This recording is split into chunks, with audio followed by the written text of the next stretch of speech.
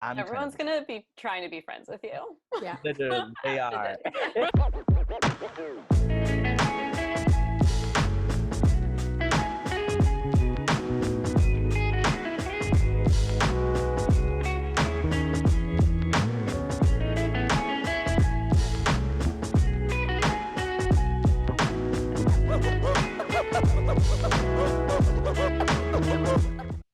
Hey everyone, welcome back to Do What You Can for the People, the show that nobody asked for.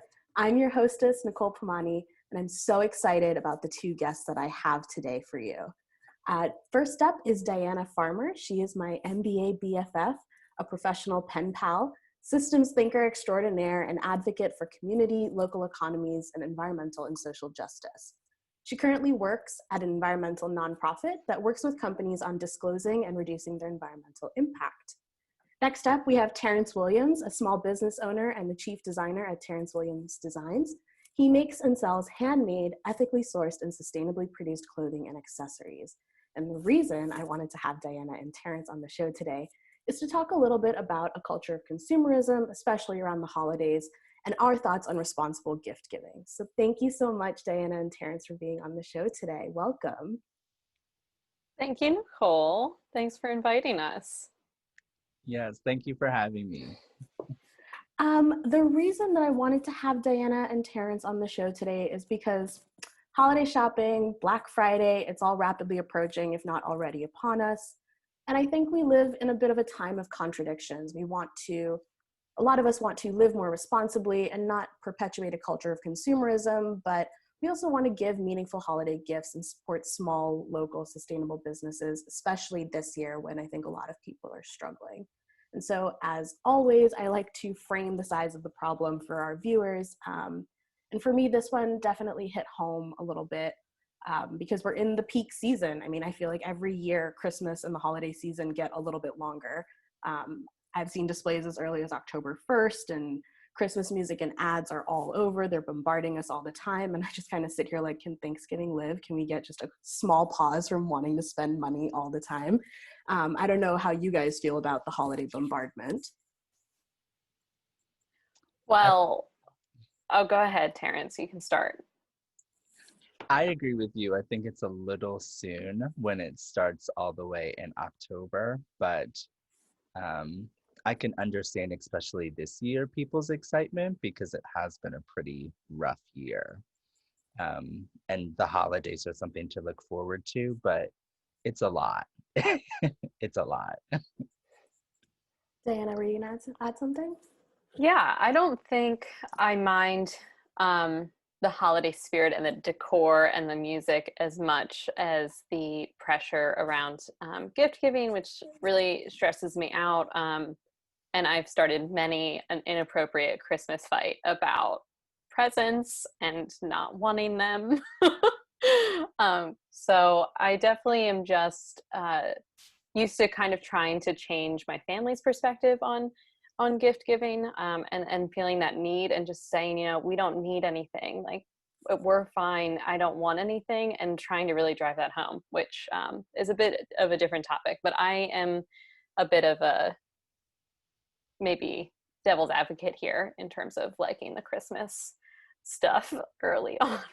I'm with you. I love the spirit and all of that, but I think it's the pressure of spending money and giving gifts that really gets to me. And I'm glad you brought up being a devil's advocate, because I always try and put myself in the shoes of like some of these bigger corporations and think about, okay, well, how is it looking from their perspective? And I tried to put some figures behind that. So holiday sales in November and December have on average been about 19% of annual retail sales for the last 5 years. So I think that there's a bit of understanding that needs to happen there as well, that we've kind of let this problem compound over time. And a lot of businesses rely on these end of year sales so that they can do their planning next year and they can do all the things that they do and pay their staff and, continue to be in business. But I think it has gotten a little bit out of hand. I did a little bit more research and found that in 2019, holiday sales, which were between November and December, equated to $729 billion. Now, I'm all for planning for your next fiscal year, but that's a lot of money, just to put it quite bluntly. One of the biggest shopping days here in America is Black Friday. And in 2017, more than 174 million Americans shopped over that weekend between Thanksgiving and Cyber Monday. The average spend was $335 per person. And on Black Friday itself, American shoppers spent a record $5 billion in 24 hours. So I think there's something to be said about the pressure that we feel, the pressure that we receive, and just the insane amount of consumerism that's happening in this very short period of time. I think to that end too, you're having, you're kind of pointing out the buying power that we all have this time of year. We're going to spend that money. As much as I've tried, I still buy every person in my family a gift. And I think it's that buying power, and it's also knowing, especially this year, how difficult I think it is for so many small businesses. It's good for us, like knowing that Black Friday is around the corner and having Christmas starting so early. I think it's actually really valuable this year for us all to take the time now. If you're listening to this immediately, please look up some local businesses that you want to support, and start thinking about ways to kind of incorporate that into your holiday spend. Yeah, and I'm so glad you brought up the local spend, because there was a study done that found that if you spend $100 at a local business, roughly $68 of that stays in your local economy. So as opposed to giving your money out to a Target or a Walmart or an Amazon, you're actually reinvesting in the community that you live in, or if not your own community, another smaller community that you want to support. So I think that's a really valid and interesting point. And I don't think a lot of people realize that, coming from the small business aspect. A lot of us are producing our things locally, but we're also buying our things locally. So when you buy from us, it goes directly back into the economy, whether it's stuff for postage or whether it's supplies. It really does stay within your local community when you buy from us. And the impact potential is huge. So there are more than 28 million small businesses in our country. They account for 99.7% of all businesses. And small businesses, on top of buying locally, they also create jobs in those local economies. So they accounted for 64% of new jobs created in the US between 1993 and 2011. So there's a huge impact potential here if you get ahead of it a little bit, think about these things a little bit more critically, and maybe not wait until the last minute where your only option is to buy the stocking stuffers from Amazon, but actually you could do some good in your community and the communities of others. So on that note, I'm so happy we have an actual small business owner here, because I would love to rattle your brain, Terrance, about some of the best and worst things about being a small business owner. And I thought we'd start with, what does being a small business owner mean to you? Why did you get into this?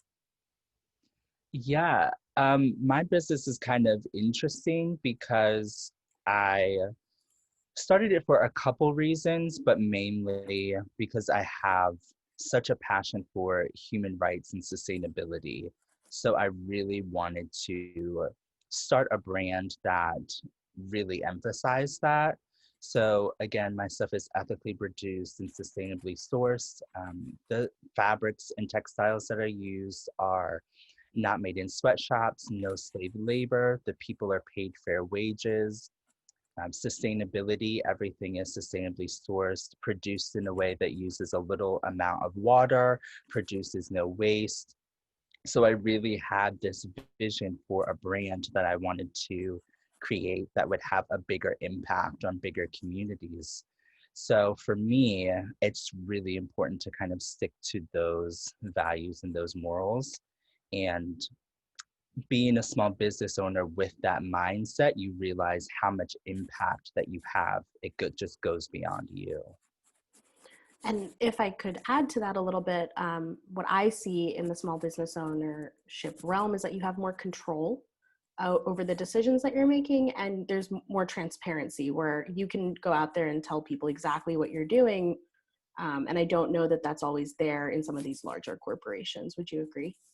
Correct. You have 100% control, whether it's good or bad, highs, lows, it all really relies on you. And I think transparency is something that consumers are really looking for, and really holding these bigger companies accountable when it comes to transparency and where they get their supplies, how they treat their employees. We see it all the time. There's stories about Amazon coming out about how they treat their workers, and just the horror stories that happen inside the factories, and people really react to that. It's not just Amazon employees protesting, it's people in the streets protesting too. So that kind of accountability is really important to people. Yeah, and to you it's important as well because you're building those personal, almost personal relationships with your fan base, with your customers, with your followers, where they can actually see what you're doing with your time and your money, and they know that they're investing in someone who cares about them, as opposed to this like mysterious building filled with lots of people and who knows what they're doing. So I think that's really cool, and kudos to you. Thank you. Yeah, small businesses really love to give like an inside behind the scenes, because I say behind the scenes look at what we're doing. So you really can see from start to finish, like if I'm starting a project, what it takes to finish it. So people really love that engagement. Yeah, and maybe we could talk a little bit about how the holiday season impacts your business. So what are some of the challenges you're facing this time of year? Is it like increased sales, production challenges, shipping challenges? Talk us through some of the things so that other small business owners know that they're not alone. Yeah, I think shipping is a huge challenge, especially during the holidays. Things are just delayed, especially now with everything that's going on with the post office. Things are even more delayed. So that's always a challenge. But I feel that with me personally, and this is what I try to tell other small businesses, as long as you are very open and transparent with your shipping policies and explaining to people that things are going to take a little longer, most people are understanding. And I think most people are understanding that when you buy from a smaller business, especially handmade, it's going to take a little bit, longer to ship. So that shipping is definitely a big issue, but also just the increase in sales. It's an amazing thing, but it's kind of a double-edged sword because it's more work, more production. I know a lot of us are either one or two person businesses. So having all that work and responsibility on us, the workload really increases tenfold. So just figuring out time management and how to work everything in and still deliver a quality product and still keep everyone happy and still answer all the emails and post on social media and take the picture. It's everything. Yeah. Well, any small business owner will tell you that inbox Nirvana is a myth.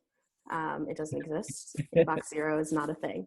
I think one of the interesting things that we talked about in our prep for this call, all three of us, was you're kind of facing some of the similar challenges as consumers this time of year, where in order to make the more responsible decision, it does require that pre-planning.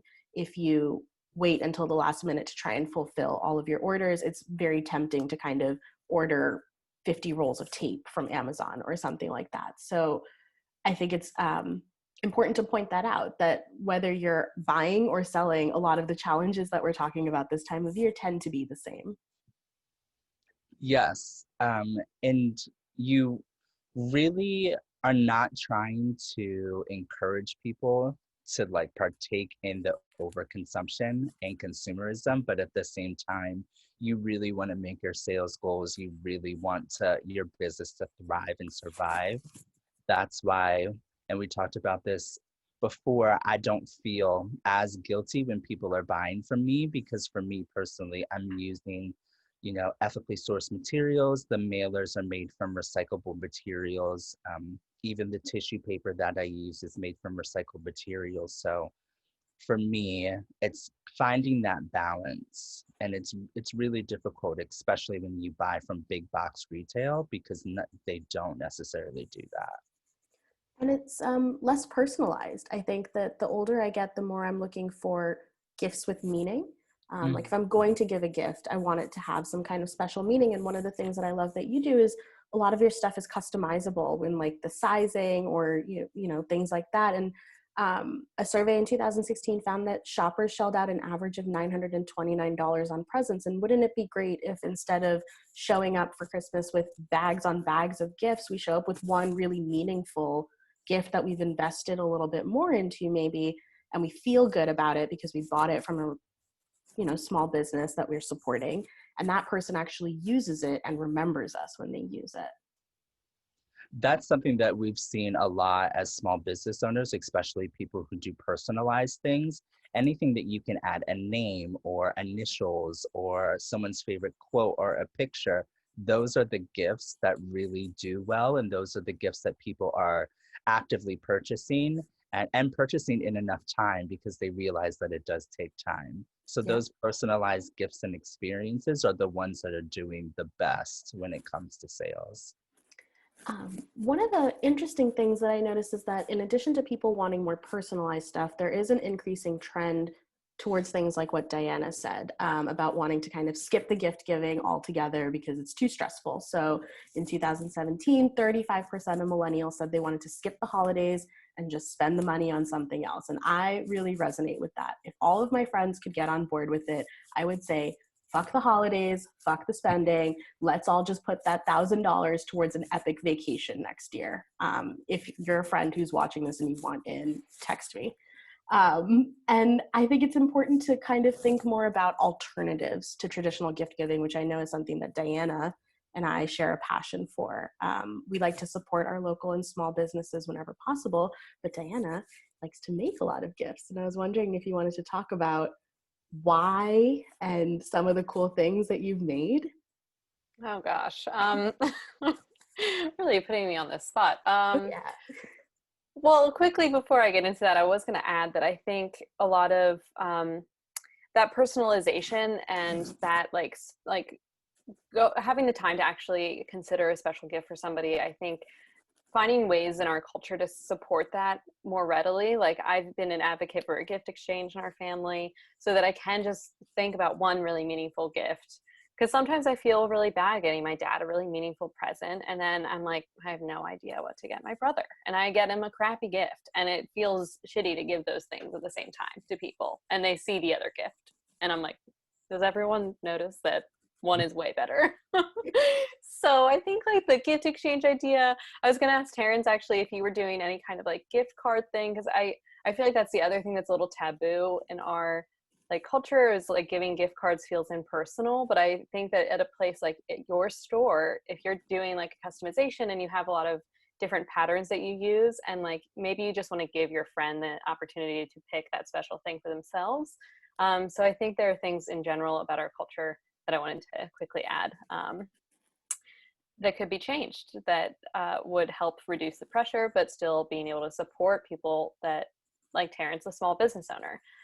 That's making really high quality and unique product. So now that I'm off my soapbox about that, I do have a lot of creative friends and I've always felt like participating in that creative energy. And so I do like to make presents for people, and I'm getting very into embroidery.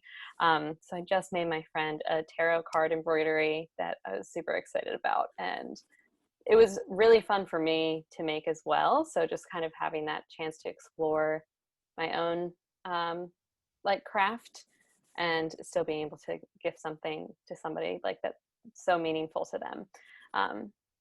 That takes a lot of planning though, more so than buying even a nice personalized gift. So it's not possible really at scale. But I think it is a nice idea to remember that homemade gifts, some of the homemade gifts that I've made have been the most cherished. I picked up knitting when I was studying abroad, and I knitted this really crappy hat for my mom, and she still wears it every winter because she's like, my baby made it for me. And every other thing that I've ever gotten for her pales in comparison to this one hat that quite honestly has a lot of holes in it and doesn't function very well. But she's happy that I took the time to make something for her. And baked Mom's goods. a legend. My mom is. She's watching this. She watches all the videos. She's my #1 fan. Hi, Mom. Another great idea is to do baked goods. So I love to bake. I like to stress bake. So it's a win-win because I get to fatten my loved ones, but also release some stress while I bake 50 muffins. And there's just so many ideas for you to get crafty and make something that feels good for you. And it's a great distraction these days if you are plugged into the news or if we're back in lockdown mode. It's a good thing to do that you can kind of gift off these things. I really appreciated embroidery, actually, just specifically because I'm working from home. I'm in front of my screen all the time. Election week, I was like, you know, so I think it's really valuable right now to try to find an outlet like that to take your eyes away from a screen. Just throwing that out there. Yeah, new and improved ways to give yourself carpal tunnel that don't involve mindless scrolling. Another thing that I love to do is gifting experiences. I feel like we live in a day and age where quality time is one of the best gifts that you can give. And so Diana mentioned gift cards and certificates for stores like Terrences, but you could also buy a gift card for a local restaurant. And then again, you're supporting a small local economy and gifting something that maybe, you know, a nice dinner at a restaurant is not something that people would have thought about. It's also a great way, I think, to support restaurants today, where maybe people don't want to go out and spend the money, but you can still give the money and save the gift card and go when it's a little bit safer or warmer or whatever have you. Cooking classes. I took my parents for a cooking class a few years ago, and we had the best time ever. We were loud and rambunctious and don't remember any of the recipes, but had a great time. And a museum trip. I think that's a great idea. I don't know if I wrote that or you wrote that, Diana, but it's a good one. I'll take the credit. No, I did actually just buy my friend a museum visit gift as well, in addition to the homemade embroidery. I was like, we're also going to go look at art together. It's one of our favorite things to do. So, and because especially with museums, you do have to plan that in advance right now. It's kind of, it's a really nice one because it's, you know, the limited capacity. So we found one that's open and has like timed visits, making it a little bit easier than I think it normally would be to gift something like that. And I think I'm going to put you guys on the spot a little bit because I would love to hear from each of you if you felt a personal struggle or like an example of a personal struggle around this time of year about this clash of consumerism and responsible gift giving, but like also participating in the holidays. I'll let you go first. So generous of you. Yeah, I mean, I feel like this year I don't have that example because we're so limited, but I do remember in years past, especially I think a few years ago before I really started caring a lot about the local economy and before we studied sustainability together. You know, I think that I just can definitely remember times where I was like wandering around a mall, which is such a soulless place, and feeling like so depressed that I was there, but also feeling like I couldn't leave until I found like this last thing. So I think that already was conflicting with my values, but I was still buying into that system that I think is quite broken.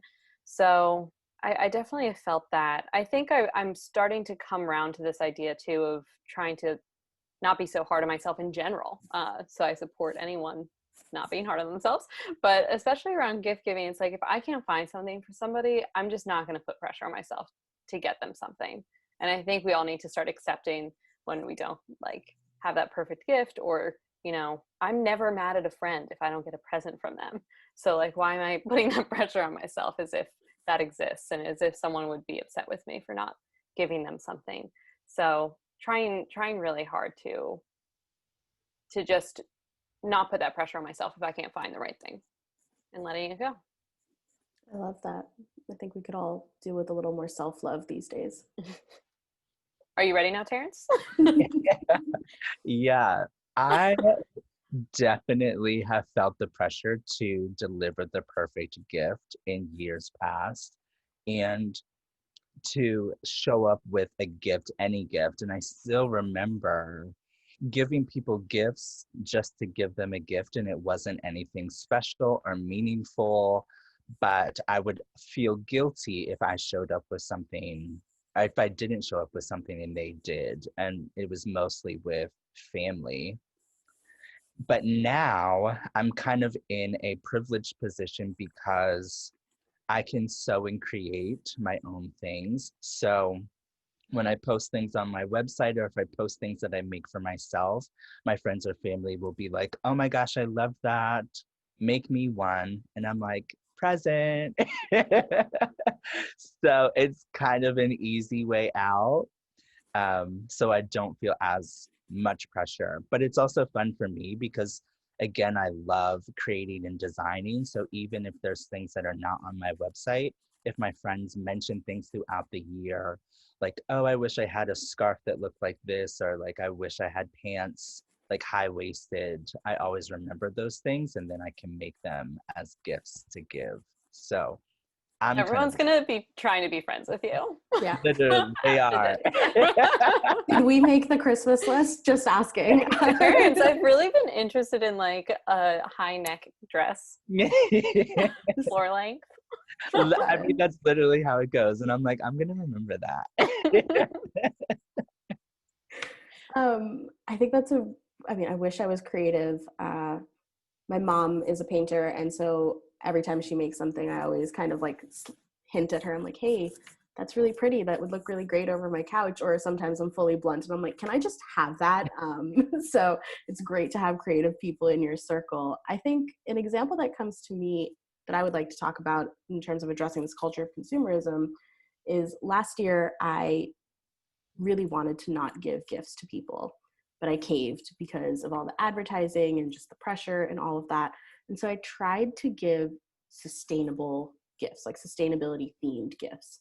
So my mom's really into yoga, and I got her a yoga mat made out of recycled yoga mats. My dad loves to play tennis, so I got him a tennis ball saver. And so I kind of went down that theme, and I was like, well, if I must give gifts, because I'm not as strong-willed to not give people gifts yet, maybe I can kind of influence them or encourage them to think about the types of gifts that they're giving, as opposed to just going to the store and buying a sweater that likely someone will never wear because it's not in their taste. To do that ahead planning and think a little bit about what kind of culture of consumerism am I perpetuating, and what are the messages that are attached to my gifts. And so I hope that people watching this will kind of take this as an opportunity to think about, first of all, is there anyone on your list like Diana who really won't be offended if they don't get a gift? And secondly, are there things that you can buy for people that don't just show your love, but also kind of educate them or build better habits in them, kind of advance them as human beings and push them to a place that they want to be? I think that's a beautiful piece, that educational piece of, encouraging better behavior just by saying, I bought this specifically for you because I know that it was sourced sustainably and ethically, and I feel good about that, and it's beautiful. So yeah. I think that's a great point. I know, Terrance, you do a lot of like education, I feel like, around, in general, I think like the textile industry, and just trying to point out to people why what you do is important and the better option. But I think there's like a long way to go with educating consumers. I agree. And I definitely do a lot of education because I feel that it is so important. I think in the past, with me specifically, but I know in general, we have a tendency to kind of shame people for their decisions, whether it's overconsumption, whether it's buying fast fashion. And I really had to take a second to realize that that kind of comes from a privileged place, and that not everyone has access to the same places or same things. So sometimes, they have to buy from Amazon, or they can't really buy sustainably because sometimes sustainable, especially when it comes to fashion, isn't size inclusive. A lot of the brands only go up to an extra large or extra large. So they have to shop fast fashion. So it's not necessarily about shaming them, but it's about educating them and saying, if you have to take these routes, don't overdo it. only pick out a few items. Also know that your purchase is supporting, slave labor or polluting the environment or taking advantage of workers. Um, Shame the companies 100%, 24/7, all year round, but educate the people. So that's what I try to do. I'm so glad you brought up the idea of shaming the companies, because I think that and we talked about this a little bit the other day, there are a lot of opportunities for small business owners and consumers to put more pressure on some of these bigger corporations to act more responsibly.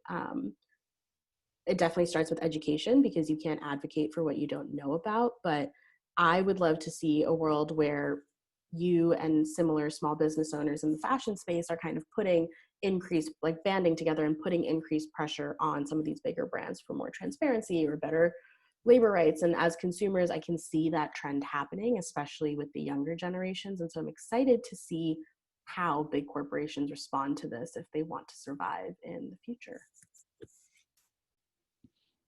It's really interesting to see, especially from the fashion standpoint, because I love the brand and the person Stella McCartney.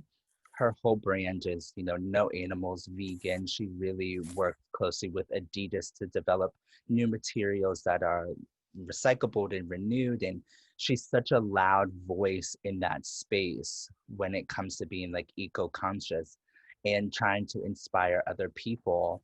And it wasn't until like maybe 2 years ago that sustainability kind of became a trendy thing in fashion. So we're slowly starting to see these fashion houses kind of come on board with what Stella has been doing for years, but they're still not all the way there. They're working on So, it, at least. yeah, they're working on it. It just takes time. But again, like you said, I wish there was more of a movement towards not just sustainability, but just the overconsumption of everything, especially during the holiday season. Agreed. I think we should, as we start wrapping things up, one thing that came to mind is maybe we could share a few of our best tips and tricks. So obviously shopping local is a big one. One of my best tips this time of year is to get inspiration from Amazon, because I love it as an information aggregator, but then actually find the original manufacturer, small business of that item and buy it directly from them. I don't know if you guys have ever done similar things, and if you have any tips for people. Yeah, I mean, I'll just add that I think I haven't done that trick actually. I've only been on Amazon to get like I always say this, but a vacuum filter, because I can't find it literally anywhere else. I once went to a vacuum store in Baltimore, and like we were like, "Do you have this filter?" And they were like, "We're a commercial vacuum cleaner seller. Like we don't sell like a household product." And I was like, "Well, I'm just trying to avoid Amazon." Anyway, so I haven't used that for like the gift inspiration, but I think what's maybe useful, because I think it is difficult to find the small businesses in your city if it's not in your neighborhood and it's not in your direct bubble. And like, I think it can be really difficult. So for me, I've found that going to a few in my neighborhood and following them on Instagram or something, they're often shouting out other small businesses, or they're reposting somebody who's been like, "These are my favorite shops," and they're on that list. So they repost it. And we're all scrolling, like, admit it, you're on Instagram every day. So I think like I like using that and seeing, oh, I haven't heard of this boutique, or, my favorite vegan bakery up the street has like a list posted on their window of other vegan shops in Baltimore, especially BIPOC owned vegan shops, which I think is like especially important in a place like Baltimore where we're a very segregated city. So like just supporting other business owners and everything outside of your neighborhood and just still within your city is also great. But I think it can be difficult to find that. So I just like to find it that way. I found that that's maybe the most effective. I think I love the idea of posting in your window a list of other small business owners that you know and want to support, and just share that wealth of information. That's a great tip. Terrance, any tips from your perspective as to how to like find, buy, shop responsibly, all those good things? That was literally my tip. Using social media. But I guess from a small business owner's point of view, I think it's really important, like Diana was saying, to network. So not just consumers networking and telling everyone else, but other small businesses networking, because we're all in this together. And especially Black-owned businesses, we have it a bit harder than everyone else, and other minority-owned businesses. But in particular, coming from me from the Black experience, we have to work 10 times harder to get half as much. People, for some reason, have issues trusting us or buying from us for negative stereotypes about our community. So having to overcome all of that. So it really does mean a lot. And your dollar really does go so far when you support minority-owned, specifically Black-owned businesses. And I will advocate for us all day, every day, shout it from the rooftops. There just has to be kind of an understanding that we are small businesses and we don't operate the same. So our shipping times are going to be a little longer, but you're getting a handmade crafted item. So it's worth the wait. So just be patient with us. Love that. I want to thank you both so much for all of your thoughts and insights and fun jokes today. It's been an absolute delight to chat with both of you. I'll be sure to include links in the description box below so that everyone can find Terrance's website and can stalk both of these people on the internet within reason. Don't be weird. And I just wanted to ask if you had any closing thoughts for our viewers before we sign off. I would just say, if you can, try to buy holiday gifts early and from independent artists and stores, and shop your values. Amazon doesn't need any more help, you know, and if we all do our part, especially this year, we can maybe ensure that some of our favorite places endure and survive into next year. Great tip. I agree. The same sentiments. There are so many small businesses and resources and lists to support. So just shop small. And I'll add one final thing. We're all about small incremental change here. So maybe start with like one gift for your partner that you put a lot of time and thought into, and work on that goal year over year. We're not asking you to sit down and buy all of your gifts this year from Etsy, but maybe think about one small thing that you can do to start shifting the needle a little bit. I'm asking you to do that. I'm asking you to do all that. I'm just kidding. And on that note, again, thank you both so much for this. This was so fun and insightful. And to everyone else, I'll see you next week. Bye. Bye.